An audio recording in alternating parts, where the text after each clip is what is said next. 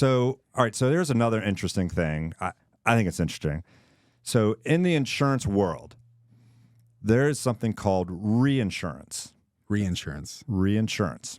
And so what happens is... Sounds like a redo on insurance. Sort of. So insurance companies, they're managing their risk.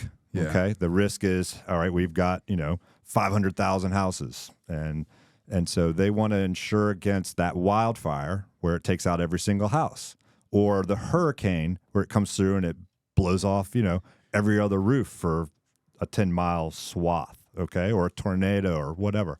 So a catastrophe. So reinsurance is kind of like so what happens is the insurance companies buy more insurance. So, you have a little water leak, you got a $10,000 claim, they're going to take care of that right out of their pocket. No big deal. So insurance companies are buying their own insurance for themselves? Correct. So they're buying, so I'm going to explain it. So a little thing happens, you insure, they're going to pay you, right? No big deal. But we have that hurricane. Is this business insurance? What is this? Homeowners insurance. Let's just, all right, so follow me. Okay. Let me rip here. Yeah, go ahead. So, all right, so hurricane comes through, cleans out of town. Terrible, right? And the insurance companies are going, oh my God, like this is going to be all of the money that we have. We're going to have to cash in all those mutual funds and we're going to have to give them all of our money. No, they don't want to do that.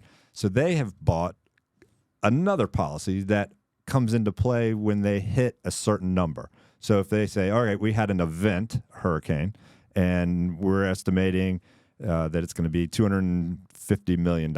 That's actually small. Yeah. And their reinsurance starts at $100 million. So the insurance company, it's kind of like the insurance company's deductible or something, right? So the regular insurance company, they're going to pay their $100 million, and then they're going to flip the additional to the reinsurance company. Okay. Oh. So the reinsurance company is going to pay the little insurance company the other $150 million or whatever the big, right? We were talking big numbers here. Yeah. They're going to pay that. But they've been paying the reinsurance company premium. You pay the insurance company your premium, and then the insurance company works a deal with the reinsurance company, and they buy their premium. They buy the catastrophe. The insurance companies, they're the big boys you've never really heard of, right? Yeah. Who are they? Nobody knows, man. Nobody knows. Like the Wizard of Oz. Sounds like the BlackRock and Vanguard's behind the scene. Maybe Blackstone. I mean, you hear. I mean, obviously, Lloyd's of London. Biggest insurance company in the world, or one of them. But there's other insurance carriers you've never heard of them. Maybe they're European, or maybe they're Saudi, or who knows, right? Yeah. Another carrier with tons of money. So what's happened is, now here we go again: wildfires, hurricanes, big weather events, $1 billion claim, $1 billion claim, $10 billion claim. The reinsurance companies are paying those. And the reinsurance companies came out last year, a little bit the year before, and they said, okay, everybody, we're losing money now. Our rates are going up.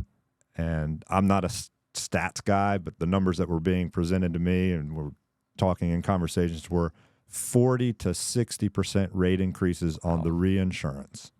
So you guys are getting hit, or the insurance companies are getting hit. Insurance companies are like, so basically one. You guys. We're all in it together. Yeah.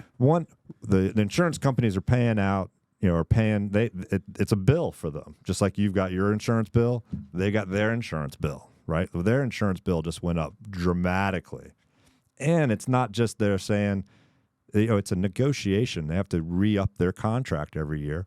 And so they're the big reinsurance companies saying, we're raising your rates and you better get your losses down. So what happens when a company takes a shit? Does that mean the reinsurance company no longer covers their six, so to speak? I don't understand your question. So, so insurance companies, I was reading, have gone out of business or filed for bankruptcy. Okay, so why is that? Is it because they tapped out of all the funds that they had and plus the reinsurance? Yes. Yeah.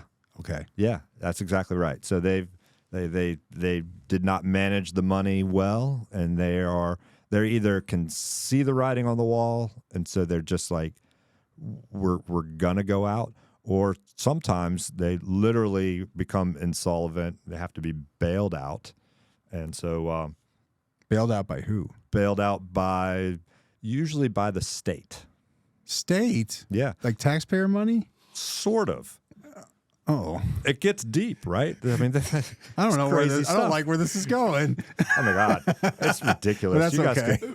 I could bore the crap out of you. No. Back to the taxpayers at some point. No, whoever's watching Real Estate Talk podcast wants to know about everything related to real estate. So, all right. So here's the thing about insurance, and here locally, because that's what I do. I do insurance locally, but this happens everywhere. But you have I call it preferred insurance companies and standard insurance companies. And that's how I refer to them. Most people do because it's easy for the clients to understand. Okay. But the big difference is you have admitted insurance companies. And they admit their insurance company? Yeah.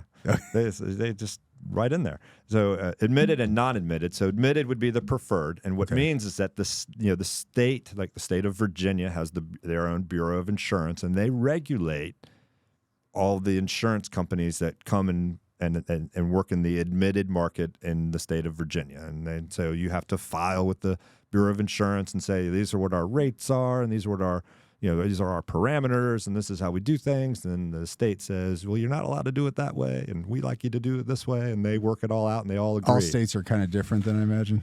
Yeah, but they're all doing it. Okay, yeah. And it's good. It's good for us. It's part of the government, right? And yes, sure, yeah. And so by being admitted, one of the parts that's involved in that is if the insurance company does become insolvent, the state will help them pay their losses. Sounds like an FDIC sort of. Yeah. Took the words out of my mouth. Okay. Yes, same idea. So if you're not admitted, you're dealing with the insurance company directly, and if they do go under, so if they're not admitted, if you try to file a claim, you're pretty much out of luck. Then, well, if there was a catastrophe and that company became insolvent and said, "I'm sorry, but we've run out of money," that's it. That's similar to solar panel companies that go away. Yeah. So, like, how do you as a homeowner know if you have a preferred company or you have a knockoff company? Like, how do you know that? Because that's a very important question. Yeah, I'd be very upset if this happens to me. I'm going to go home and check my insurance company after this. It is not unusual.